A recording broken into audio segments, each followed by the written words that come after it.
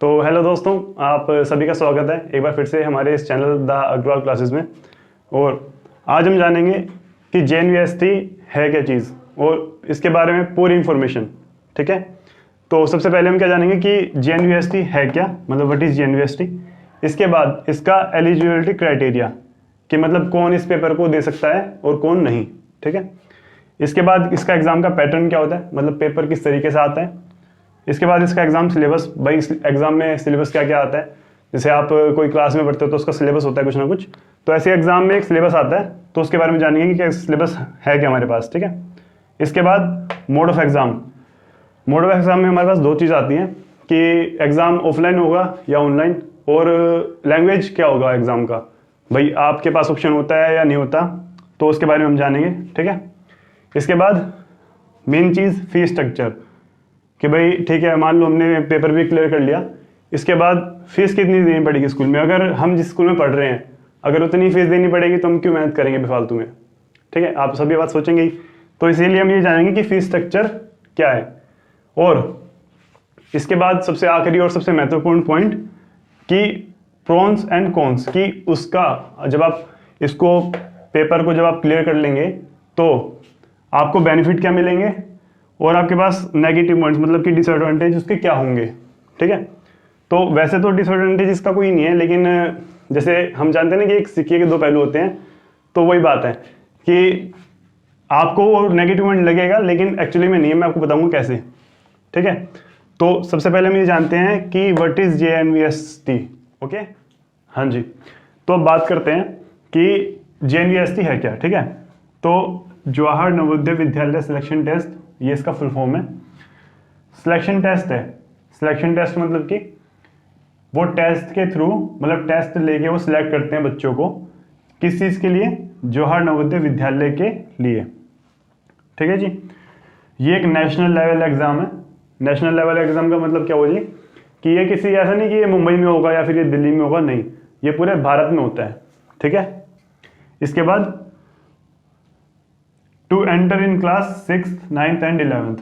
तो देखो, जो बच्चे जो 5th क्लास के बच्चे होंगे जब वो इसको देंगे तो वो किस में जाएंगे, 6th क्लास में जाएंगे पढ़ने के लिए।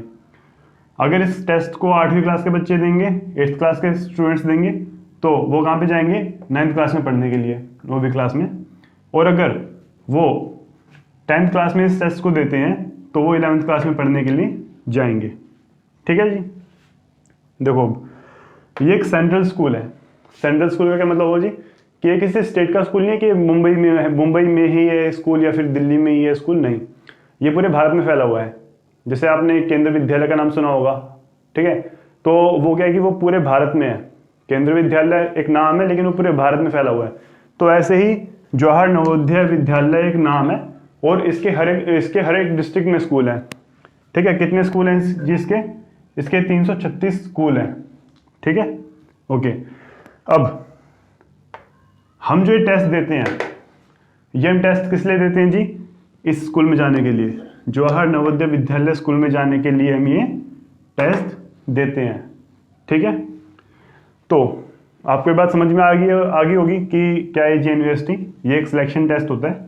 ठीक है, और इसकी सारी बातें हैं। अब हम ये बात करते हैं कि इसका एलिजिबिलिटी क्राइटेरिया है क्या। हाँ जी, तो आप देखिए कि इसका एलिजिबिलिटी क्राइटेरिया क्या है, मतलब इसकी योग्यता क्या है। योग्यता का मतलब क्या हुआ कि जी इसके लिए कुछ योग्यता चाहिए होगी। ठीक है, कोई भी इस पेपर को नहीं दे सकता है। ठीक है, जो लोग इन सब चीज़ों को फॉलो करते हैं वो इसको दे पाएंगे पेपर को। ठीक है, तो क्या है जी, रूल क्या है कि सबसे पहली बात, जब आप मान लो आपका जो पेपर है वो सिलेक्ट हो गया, आपका पेपर आपने क्लियर कर लिया, तो सेम डिस्ट्रिक्ट में ही आपका क्या होगा, मतलब आपको स्कूल मिलेगा सेम डिस्ट्रिक्ट में।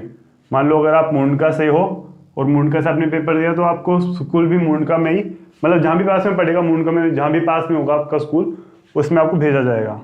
ठीक है, दूसरी बात कि क्लास 5th में आप पास होनी चाहिए। अगर आप क्लास 5th में पास नहीं है तो आप 6th में कैसे जाएंगे, मतलब आप 5वीं में पास होने ही चाहिए, जब आप 6ठी में जा सकते हैं। ठीक है, और जो भी बच्चे इस पेपर को देंगे उनकी जो उम्र है वो 9 से 13 साल के बीच में होनी ज़रूरी है। अगर हाँ, ये जो 9 एज है और जो 13 एज है ये इंक्लूड है। इंक्लूड मतलब भाई कोई बच्चा बोले कि सर मैं 5th क्लास में पढ़ता हूँ और मेरी एज 9 साल है, तो आप दे सकते हो। लेकिन अगर आपकी एज है 8 साल तो आप नहीं दे सकते। ऐसे ही 13 साल कि अगर आप 13 साल के हो तो आप दे सकते हो, लेकिन आप 14 साल के हो तो आप नहीं दे सकते। ठीक है जी। तो अब इस पेपर में क्या होता है ना, ये पेपर एक्चुअली जो ये स्कूल है, जवाहर नवोदय विद्यालय जो ये स्कूल है, ये बनाया ही उनके लिए गया था जो फाइनेंशियली वीक हैं। ठीक है, पहले उनके लिए बनाया गया था, लेकिन इसके बाद इनको इन स्कूलों को सबके लिए मतलब रिजर्वेशन दे दी गई है। ठीक है, तो इसमें एक रिजर्वेशन क्राइटेरिया रहता है। वो क्या रहता है कि अगर आप विलेज से हैं, ठीक है, तो विलेज से तो उनको मिलेगी 75% सीटें, और अगर आप सिटी से हैं, ठीक है, तो 25%। इसका क्या मतलब हुआ जी कि देखो जो गांव के हैं, जो गांव से बिलोंग करते हैं, उन्हें तो 75% सीटें मिलेगी। 75% मतलब कि शायद मैंने आपको पहले वीडियो में बताया भी था कि टोटल 80 सीट होती हैं। टोटल 80 सीटें होती हैं एक स्कूल के अंदर। और हमारे पास कितने स्कूल हैं जी? हमारे पास टोटल स्कूल है 336। एक स्कूल के अंदर 80 सीटें हैं। ठीक है जी, तो 80 सीटों में से, ठीक है, 25% किसके पास है? सिटी के पास। और बाकी की जो 75% सीटें हैं वो किसके पास है जी? वो है आपकी विलेज वालों के पास। मतलब कि 20 सीटें जो हैं, 80 में से जो 20 सीटें हैं, उनमें कौन कौन आएंगे? उनमें वो बच्चे आएंगे जो किसी सिटी में रहते हैं। मान लो कोई दिल्ली में रहता है, कोई मुंबई में रहता है, ठीक है, तो वो इसमें आएंगे। और अगर आप किसी गांव से हैं, मान लो आपका बिहार में कोई गांव है जो थोड़ा पिछड़ा सा है, ठीक है, तो 60 सीटें उनके लिए। ठीक है जी। और अगर आप विलेज से हैं तो आपके पास 3rd क्लास की, 4th क्लास की, 5th क्लास की, मतलब कि तीसरी, चौथी और 5वीं की जो डेट वो है, आपकी जो रिजल्ट है, रिपोर्ट कार्ड है, वो आपके पास होनी जरूरी है। ठीक है, अच्छा जी, तो ये पॉइंट हो गए नॉर्मल। जो मेन पॉइंट आता है वो ये पॉइंट है। देखो जी, मेन पॉइंट क्या है कि only 1 time applicable for entrance. इसका क्या मतलब हुआ? इसका ये मतलब हुआ कि आप ये पेपर अपनी पूरी लाइफ में, अपनी पूरी जिंदगी में बस एक बार दे सकते हैं। ठीक है, देखो, और हालांकि आप इस पेपर को, मतलब इस पेपर के लिए 3 तरीके के अलग अलग बच्चे दे सकते हैं इसको। भाई आप अगर क्लास 5th में हो तो इसको दे सकते हो, आप क्लास 8th में हो तो इसको दे सकते हो, और आप अगर क्लास 10th में पास हो तो इसको दे सकते हो। ठीक है जी। लेकिन मैं आपको बताऊं कि इसको देने का फायदा किन बच्चों के लिए है, तो वो सिर्फ 5th क्लास के बच्चों के लिए ही है। हाँ, आप छठी, अगर आपने मान लो आप 8वीं क्लास में हो और अभी आपने इसके लिए दिया ही नहीं था, मतलब 5th क्लास में आपने इसके लिए दिया ही नहीं था पेपर, तो आप बेशक दे सकते हैं। लेकिन अगर आप अभी 5th क्लास में हैं और इस पेपर को देना चाहते हैं, जो कि बस ये पूरी ज़िंदगी बस एक बार दिया जाएगा, तो मेरे हिसाब से आपको 5वीं क्लास में ही दे देना चाहिए। हाँ, अगर आपको लगता है कि भाई मैं बिल्कुल भी तैयार नहीं हूँ, मैं तो बिल्कुल कुछ पढ़ा ही नहीं है मैंने, और मैं मतलब 8वीं क्लास में बहुत अच्छे से पढ़ूंगा और फिर दूंगा, तो वो आपकी मर्जी है। क्या क्या होता है, क्या है ना, कि जब आप 5वीं क्लास पढ़ते हो और उसके बाद जब 6ठी क्लास में जाना होता है, तो आपके पास पूरे 6 साल होते हैं। 6 साल होते हैं, अपना पूरा आपका जो माइंड सेट है वो सही हो जाता है। ठीक है, और 6 से लेकर 12th क्लास तक आपको एक बहुत अच्छी स्टडी मिलती है। ठीक है जी। हाँ, आप अगर आप 5th क्लास में नहीं हो, बड़ी क्लासेस में हो, तो आप इन दोनों के लिए जाएं। लेकिन मेरा सजेशन, मैं यही कहूँगा कि अगर आप 5th क्लास में हैं तो आप 5th क्लास के लिए ही एंट्रेंस को दें। ठीक है, ओके। तो अब अगली बात करते हैं, जो हमारा अगला टॉपिक था।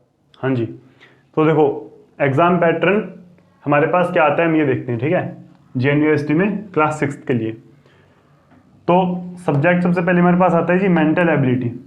मेंटल एबिलिटी मतलब कि आपकी दिमागी क्षमता कितनी है, वो जांचते हैं इससे। ठीक है, तो और उसी का ही सबसे ज़्यादा महत्व भी है। मतलब जो ये वाला सब्जेक्ट है मेंटल एबिलिटी, ये तो आपको करके ही जाना होगा अगर आपको मार्क्स लाने और ये क्रैक करना एग्जाम तो, ठीक है। कितने क्वेश्चन आते हैं जी इसके क्वेश्चन आता है 40, ठीक है। कितने मार्क्स का होता है?